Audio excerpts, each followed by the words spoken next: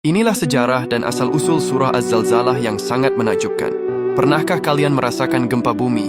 Guncangannya yang tiba-tiba dan dahsyat pasti meninggalkan rasa takut.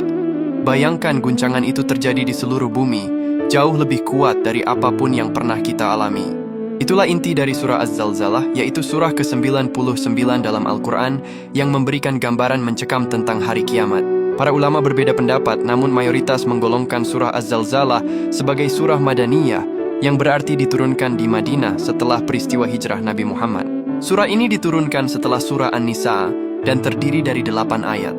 Surah ini turun sebagai jawaban atas pertanyaan orang-orang kafir Mekah tentang kapan hari kiamat akan terjadi. Nabi Muhammad menekankan pentingnya surah ini.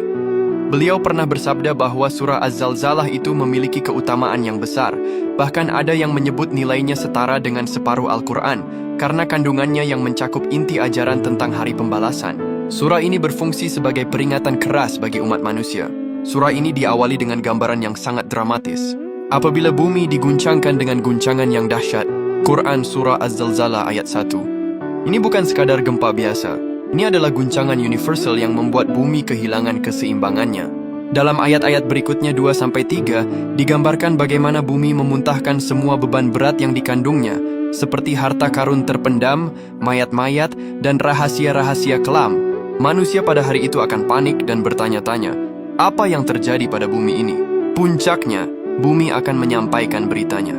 Bumi yang selama ini diam akan bersaksi di hadapan Allah tentang semua perbuatan baik atau buruk yang dilakukan manusia di atas permukaannya.